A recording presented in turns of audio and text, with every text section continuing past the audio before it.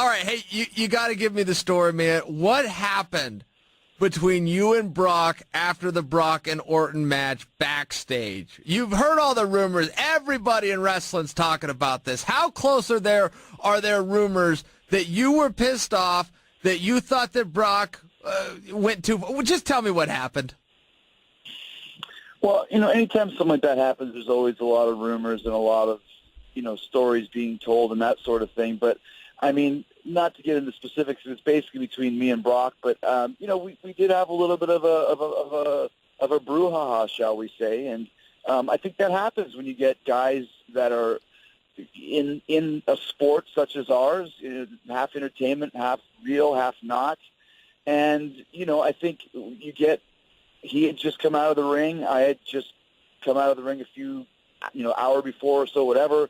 And, I just thought the finish of that match was very brutal and very violent.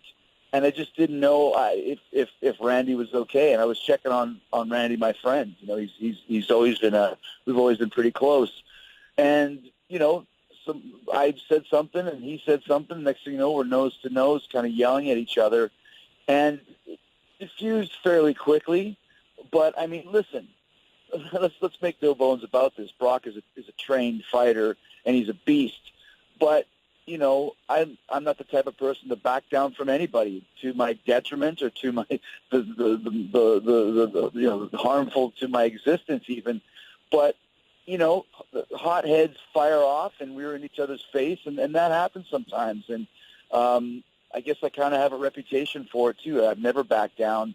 And I think sometimes in the case of guys his size, they think people are just going to wilt, and most people do, but that's not me. That's not my background. That's not where I came up from, growing up where I grew up in Winnipeg and my dad's lineage of being in the NHL, and it's just not what I do. So, like I said, I'm glad he didn't eat me, but basically there was a face-to-face confrontation, and like I said, I'll leave the rest of it between the two of us. Oh, no, I love that. I want the speculation to go forever. I speculate on it's fun. I prefer to be kept in the dark a little bit, but I got to ask you, listen, in fairness, I got to ask you, does it make you a mark? Did you mark out? Because didn't Orton tell you, hey, that is the way it was supposed to go? Well, afterwards, yeah, but it doesn't make me a mark to go check on my friend. I wasn't saying, what the hell's going on with this finish? And I just was saying, is Randy okay? Oh, okay. That's what I... So, first of all, 26 years of being in the business, I can do whatever the fuck I want. I'm not a mark, No arguing that. Checking to see how my friend was. Listen, whatever the finish is none of my business. Whatever they're doing or whatever happens, listen, man, that's the way it is. It's not my business. It's not my my responsibility or my call. But when I see a friend of mine lying in a pool of some blood, whether it's a work or not, that's real blood, That's a real concussion that he suffered. So I want to go check and see if he's okay because we've had a 15-year history, and we've gotten into fights ourselves. It's one of the guys I've been in the trenches with and will continue to be in the trenches with until the day that one of us stops doing this. But, I don't think there's ever anything wrong with checking on your friend, whether it's a work or not. If that makes me a mark, well, then I guess I'm a mark for making sure that my friends are okay. All right, I got you. Hey, tell me this.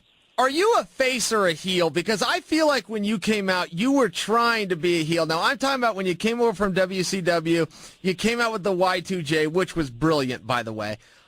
When you came out with that you were trying to be a heel, but my God, you were so likable. You became one of those heels, much like The Rock or Austin did, where then the fans are starting to go along with you. They're starting to say it along with you. They're excited for you to come out, which is why you drew so much money. I mean, a likable heel is just dollar signs. But what did you set out to do? Did you set out to piss everybody off? Did this just happen organically? How did the character come about?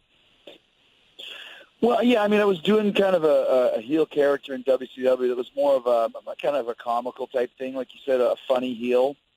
And so I just brought that character over to WWE. And I had been wrestling for 9 years by the time I got into WWE, and I realized pretty quickly that I was in over my head as far as I didn't know as much as I thought that I knew. So I think for the first few years I was there, it was a heel at times. It was a babyface at times. I think when I first came in, it was meant to be a heel. and it kind of was, but it really wasn't because I didn't really know what to do to get heat at the time. I think I started to figure it out when I worked with Shawn Michaels in 2003, but I think 2008 when I turned on Shawn again, that's when I really got what being a heel is, and that's when I was for sure the most hated guy in the business. There was nobody that thought I was a likable heel at that point. So that was, getting attacked on the streets and getting attacked by fans who were jumping the guardrails and that sort of thing. And I think that sort of heel, I don't know if anybody could ever pull that off anymore, because I think 2008, 2009 was kind of the last vestiges of still people thought that this could be the real deal. I think you can still make people hate you for a short period of time, as I did earlier this year. But take something like Stupid Idiot. I said that, and it would get incredible heat. The Gift of Jericho, Drink It In, man. People would boo the shit out of it. But then, after a couple weeks, people start thinking it's fun and it's cool to be involved in it, and then it becomes a catchphrase, and then it kind of turns you ipso facto babyface. It's not what I'm doing all the way. I still think I'm one of the only actual heels in the company. But I don't think there's anything wrong with having that entertaining side, whereas in 2008, 2009, I completely stripped myself of all of that and really dropped into the character to make sure that people didn't like me. And it took a lot out of me, man. It's you hear the stories of Heath Ledger passing away after being the Joker, and how whatever it was from an OD or how he was having problems getting out of that depth that he had dropped himself into. And when you really get into this character, and I would, really get into it. Like, I remember one time we were in Madison Square Garden, and we had to park underneath, right beside the venue. There's a parking garage there. And, it's New York City. There's not really any cops around or security. You're on your own. You got to park your car. You get in the elevator. You go up. You cross the street. You walk into the garden. And I got into the elevator with a father and his son. And his son was about the same age as my son. And when he asked me to sign an autograph, and I was like, I was not signing. I was not going to do it because I don't want anybody cracking this illusion where it's like, an hour and a half from now or 2 hours later when everybody in MSG is booing me, I don't need two people cheering me because he was a really nice guy. I met him before and he signed my autograph. So I just stared straight ahead, didn't say a word, didn't even acknowledge him. Oh, that's hard. And the guy got so hard, and this kid was just, you're not even going to sign for my kid? You're not going to sign for my kid? You're an asshole. And I just stared straight ahead, just watching the numbers go.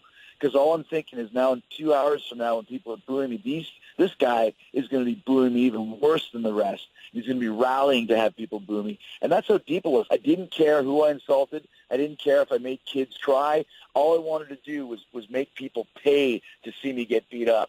And it worked. I mean, it was probably the best run of my career, although the one I'm on right now is pretty close. But that type of a heel is hard to play. It's mentally draining on you. And I couldn't do it. I couldn't do it anymore. If I tried in 2016, I couldn't be the guy that I was in October of 2008. There's no way.